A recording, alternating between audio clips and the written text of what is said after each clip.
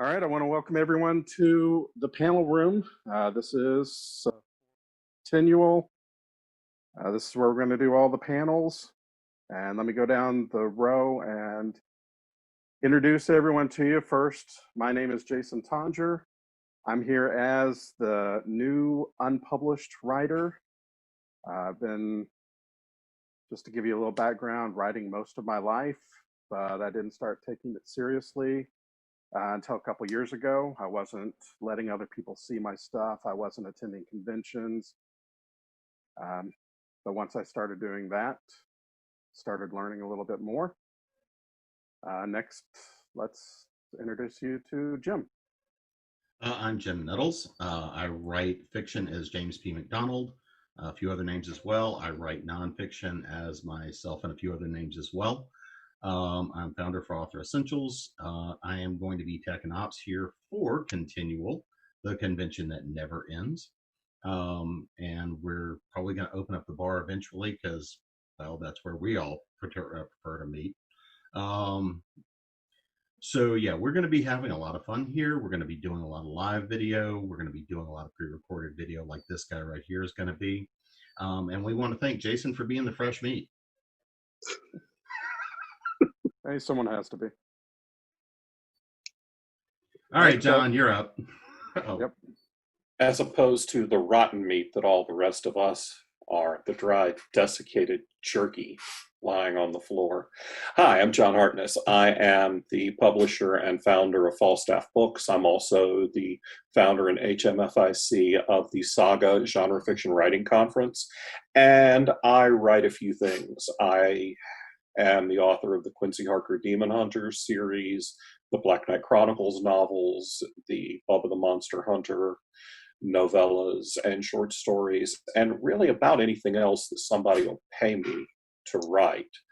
And I'm also a cast member of the Authors and Dragons live play Dungeons and Dragons podcast, and I run the Falstaff Books YouTube channel. So I stay busy. Just a little. All right, Gail. Hi, I'm Gail Z Martin and Morgan Bryce. As Gail Z Martin, I write epic fantasy, urban fantasy, steampunk, near future, post-apocalyptic adventure novels. And as Morgan Bryce, I write urban fantasy, male paranormal romance. I've been writing all my life, but I've been published since 2007. We have 3 series with Falstaff Books, which we're absolutely thrilled to be working with. The Spell, Salt, and Steel series, the Wasteland Marshal series, and the Joe Mack Adventures. And so I do things that are spooky and go bump in the night. All right. I know that Jim kind of touched on this, but I want to reach out to each of you and kind of ask what you're looking for with these panels in the panel room. I guess I'll start with Gail. I have noticed for a while that particularly the fantasy and sci-fi genres don't really have a well-traveled common meeting space where people can get together virtually for panels, for book launches, for vendor room, and some other genres are a little ahead of us for that. And it always hit me that it would be great if we could create that. And so with so many live events getting canceled this year, there's the opportunity to put ConTinual together and have it hopefully become a vibrant place that extends long after the current unpleasantness, so that people who can't always get in a car or get on a plane and go to a live event, or have mobility challenges or health challenges, or just can't leave home this weekend, can still have a very vibrant fandom and genre area where they can explore all the same things that they would explore at a live convention.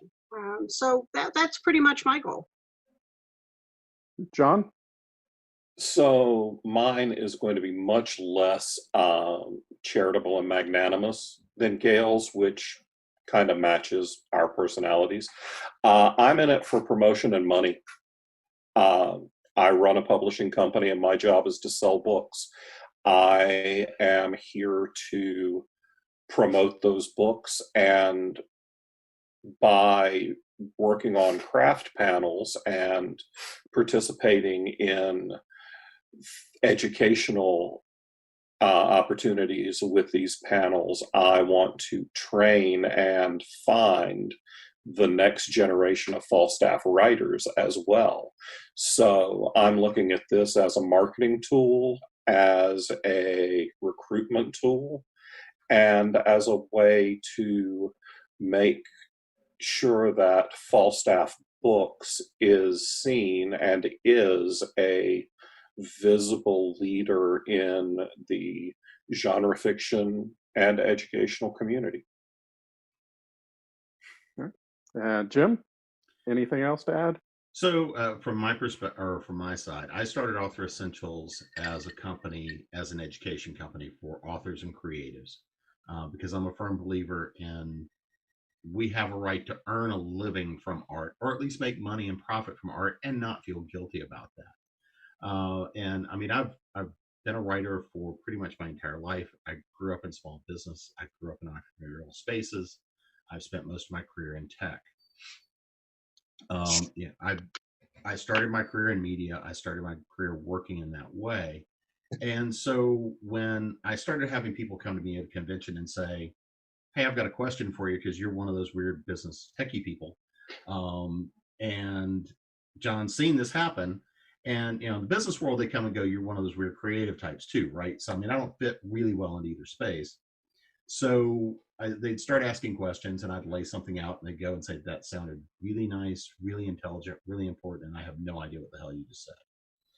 And so because of some of the periodicals I was working for and writing for, I started developing those as articles and information that then became a book, or became a website, then became a book.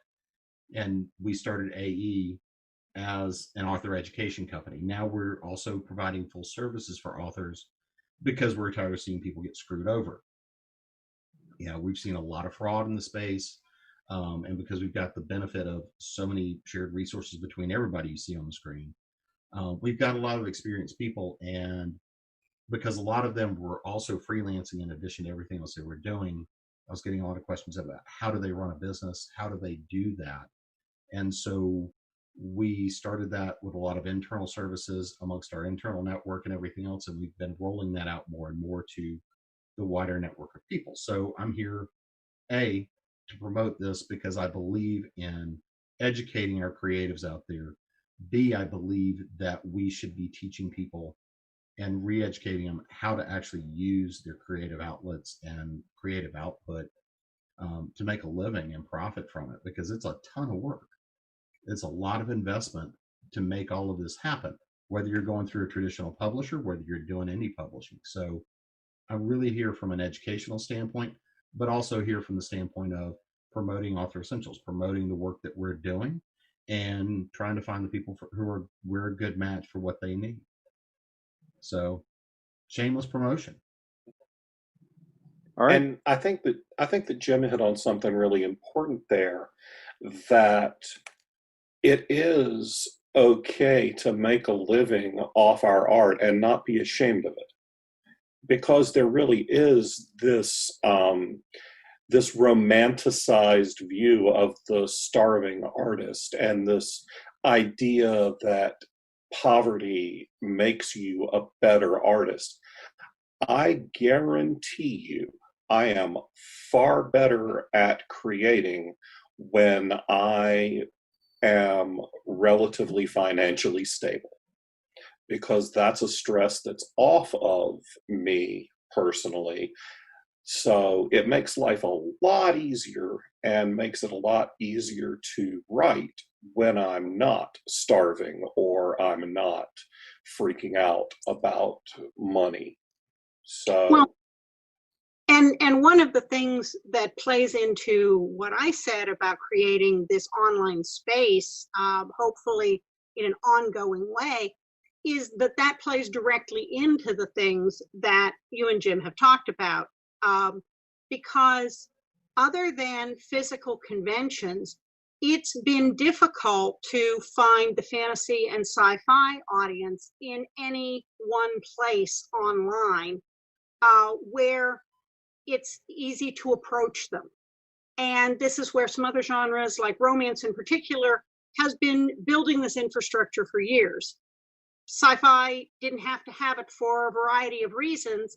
And now that the marketplace has changed so much, that puts it at a disadvantage, because it's harder for authors to get in front of the readers that they know from meeting them live and in person at conventions, like their books, want to follow their series. But there hasn't been a good way to really make sure all those folks got the message, hey, there's a new book out, there's a new series out, I'm starting something up.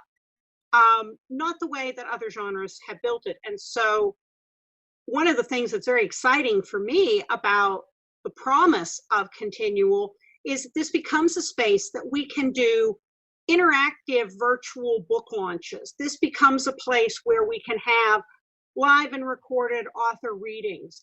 It becomes a place to do contests and giveaways that draw readers in and build some reader excitement, and do all those things that are easy to do at a physical convention, but haven't been easy to do at all for the sci-fi fantasy genre online. So I'm very excited to hopefully build that.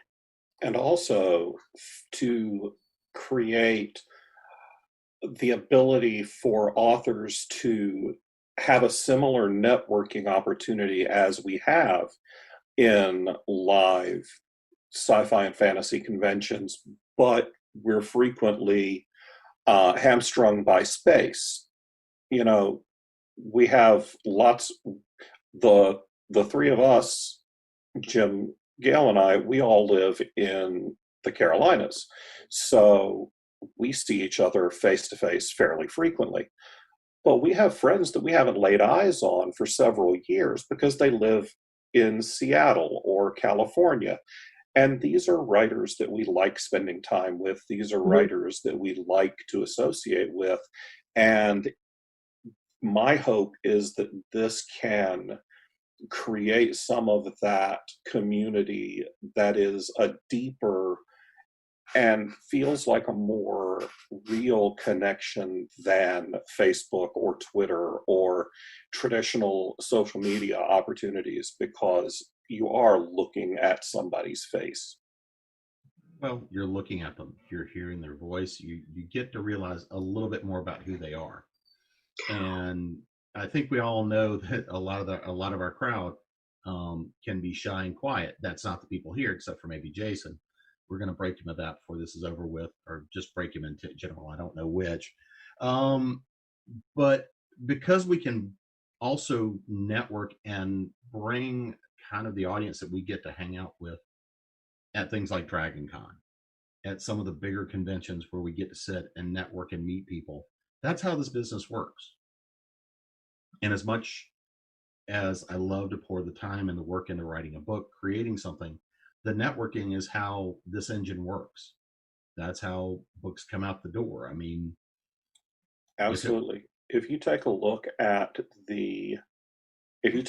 behind me at the books that we publish through Falstaff, I know every single person on my background, and I knew them all before Falstaff Books existed.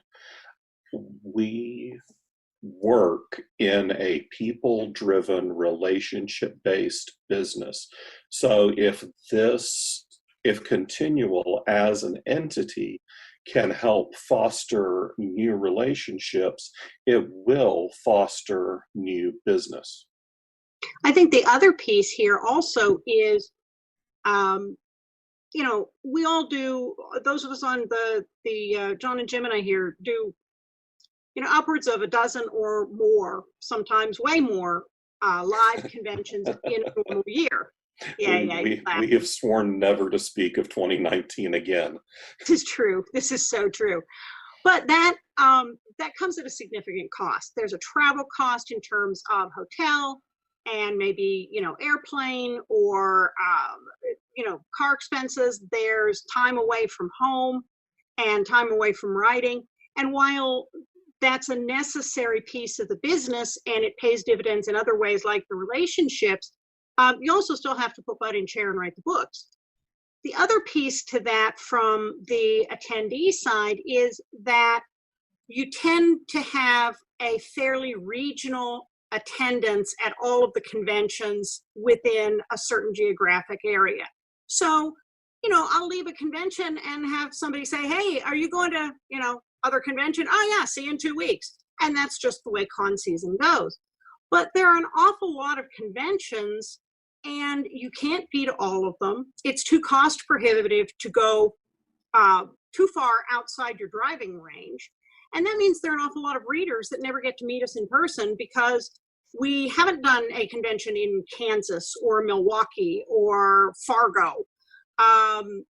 And it's cost prohibitive to do that. But online, with live events and live readings and live interaction, now all of a sudden, fandom gets a little more geographically smaller. We can all be here together. We can meet new readers. New readers can meet us that we might never have crossed paths with at a physical convention for all those reasons.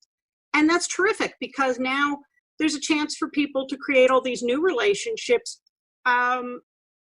that they couldn't have. It's not replacing something that we already had. It's creating something that we probably wouldn't have had without a virtual meeting space. Well, and I think one of the things, because we do a lot of conventions, I don't think this replaces those in any way, shape, or form. But I think, right now we're able to kick this off, I think, in a much more meaningful way because nothing's happening. We've got a lot of people. Because we're forced to. Yeah. But going forward, it doesn't mean we're not going to physical conventions. What that means is more people are going to be aware of conventions that are coming up. People are going to get to know people before they get to a convention. Everybody's going to have a greater reach, and I think it strengthens both the bonds of everybody we already know. But if you just look at what we built so far with the Facebook group and the people that are coming into that, is going to offer a place for people to build their own networks, their own relationships, foster writing groups and communities. I think you touched on something that could be a really powerful outgrowth of a space like ConTinual, an ongoing cross-geographical platform like this, and that is to make live conventions better when you go. Mm-hmm.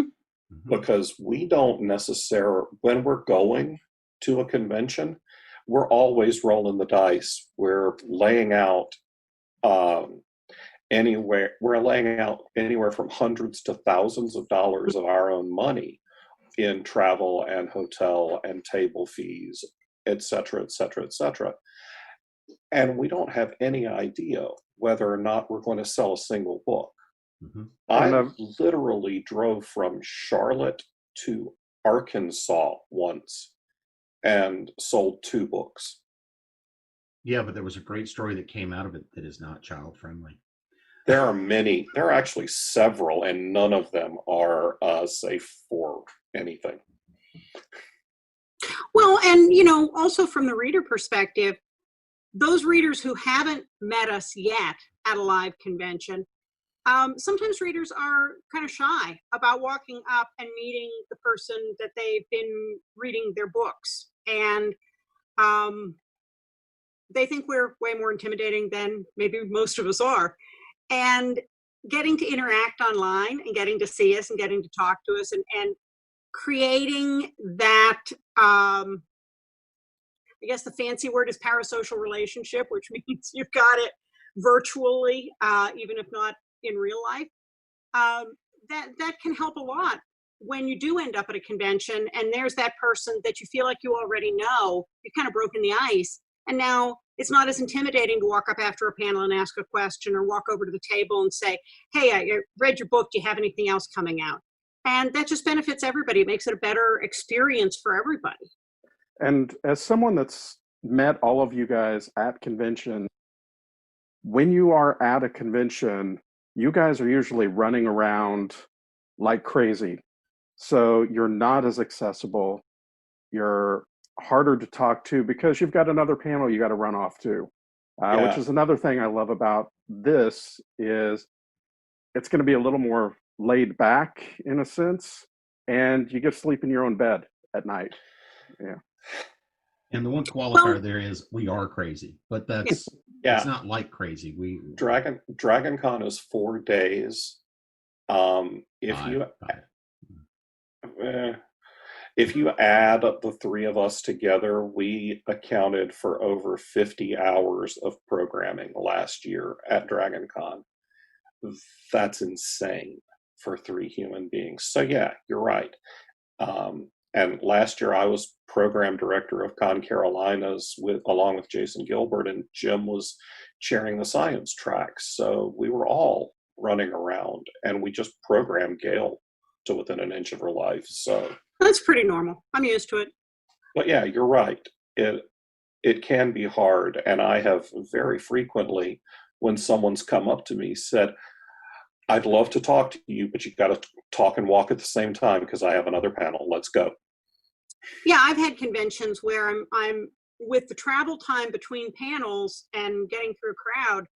I've had days when I needed somebody to just stick a piece of pizza in my hand as I walked because otherwise I wasn't going to get to eat anything. And that's fine. That's what I'm there for. But in terms of getting a little more laid back interaction, I think I can pretty well guarantee that the days that we're, videotaping this or doing live panels, I won't have already done 12 hours worth of programming earlier that day. Yeah. Probably. You said you said sleep in our own beds, and I found this amusing. My wife and I have been married 25 years. I traveled for work in my past life as well. I'm fairly certain that this is the longest period of time in the 25 years we've been together that I haven't gone out of town at some point. We're on week 5, and I'm pretty sure this is the longest we've ever actually been home together in 25 years. Well, I mean, I traveled for 20 years, every 48 weeks a year. I still travel a lot these days. Not that bad, but I still travel a lot these days. So yeah, pretty close to that. I mean, 2019, I think the 3 of us were together more than we were with spouses. Yeah, pretty much. And God, if you throw Darren Kennedy into the mix, I have shared more rooms more nights in a hotel room with Darren Kennedy than with anyone that I am not married to. Yeah, and before, since we've been doing the writing thing, I've been the one traveling, but all the years before that, Larry traveled 50% of the time. So yeah, it's kind of an interesting break to be home. Yeah, about 2 weeks ago, I hit the point where I'm like, okay, now it's weird. Now I've been home longer than I've been home in a decade. And then this week, I think I looked back and I was like, yeah, I'm pretty sure that I haven't been home this long since I graduated college. Well, what I notice is, we both work from home full time because we both write full time. So the staying home and working from home part hasn't been so weird, but the not going out, we've been out twice now in a month, and that was to go through a drive-through to pick up, pharmacy and groceries. And after a while, you start getting this feeling like, maybe you're in a space capsule somewhere, but there's the inside world, and then there's the outside world. And you haven't been in the outside world in so long, it starts to feel a little less real after a while. Yeah, it does kind of feel like the International Space Station. Mm-hmm. Yeah, it's hard to believe all that other stuff is going on out there, because in your own little bubble here, life is pretty much normal, and it's strange. It's just me and a whole lot of Borderlands 2. A lot of Borderlands 2. Oh, we've got 2 very needy dogs who make sure that, we take them out at regular intervals. Usually when I've finally gotten all of my thoughts collected and I'm on a roll, and that's when they need to go out. It never fails. The boy's not happy right now because he's like, you've been in there since 9 o'clock this morning. When are you coming out? I have a cat. It's like, oh, you again.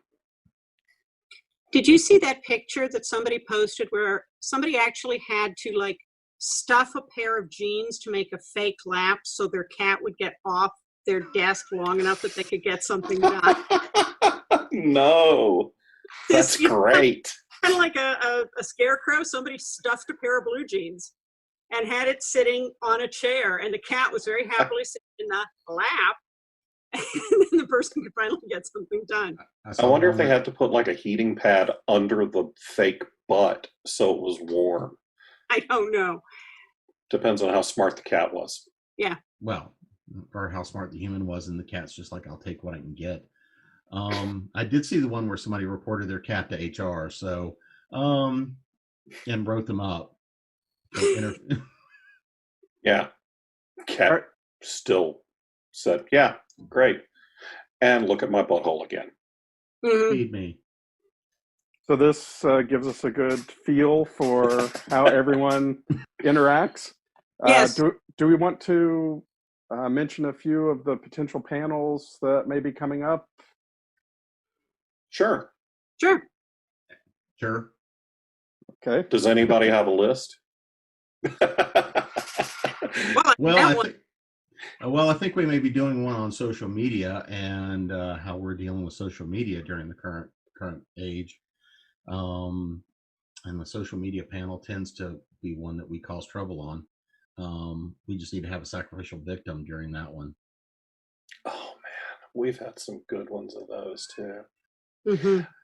I think that I'm sure that we will do some of the different paths to publication and talk about some of the differences, some of the standard panels that we've done, since Gail has worked in all 3 flavors, with New York, with small presses, and with self-publishing. She has perspective there. I've done self-publishing and run a small press, and we have plenty of other people that will be coming on to join us on these panels with a variety of different experiences. We will likely do a panel where some of our editors talk about the different steps through the publication and editorial process. What happens to a book when? We'll probably make Jim and Melissa talk about tech tools to help writers get things done. I'll talk about how many F-bombs is too many, and the answer is that's not a real number. What are you talking about? Well, and some of the other panels that have been perennial favorites and very well attended at real life conventions, everybody always wants to talk about world building and plotting and characterization and dialogue, some of those fundamental writer craft pieces. I did a panel at the Saga convention right before the world burned down. Our last public appearance. Public appearance, yeah.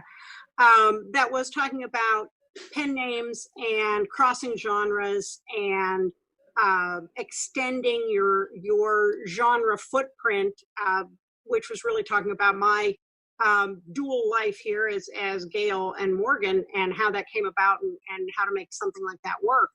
And so those are all things that we're certainly looking to explore here again, because they drew a good crowd and people had a lot of questions, and we could have kept going for a lot longer than the 50 minutes they gave us. Yeah, and we'll be doing intellectual property. We'll be talking about copyrights. We'll be talking some of the business fundamental type stuff. Of course, we'll be talking a lot about tech. We'll be talking probably a lot about social media. We'll be talking about some of the data research. We'll be talking about the Zon, some of those guys as well. So We'll be Hopefully we'll be talking coming. about what's the best microphone to use for a Zoom call. You can probably tell from the video that Jim and I have opinions. Yeah, you can probably tell from the video that we all have opinions. But you can tell from this shot that Jim and I Yeah, have the opinions. same opinion on this one. All right. Do we have any final things we want to do in this introduction video? All right, Gail, where can we find you? Well, you can find me online at gailzmartin.com. You can find me on Facebook at Gail Z Martin and at Shadow Alliance and at the Worlds of Morgan Bryce. And on Twitter at Gail Z Martin and at Morgan Bryce Book. John? You can find me at falstaffbooks.com, johnhartness.com. I am also originally at John Hartness on all flavors of social media, and I'm pretty sure we're at Falstaff Books. I have a Facebook group, John G Hartness Books. We have a Facebook group for Falstaff called The Misfit Toys. Check us out. There's all kinds of, there's daily content Monday through Friday on the Falstaff Books YouTube channel with, I do a writing life show on Mondays. We do a Falstaff Spotlight where authors read the first chapter of their books, or we put up the first chapter of the audiobook on Tuesdays. We are currently doing author readings, and we have a new show coming on Wednesdays about editorial. We do Book Babble, which is an interview show with myself and Melissa MacArthur every Thursday.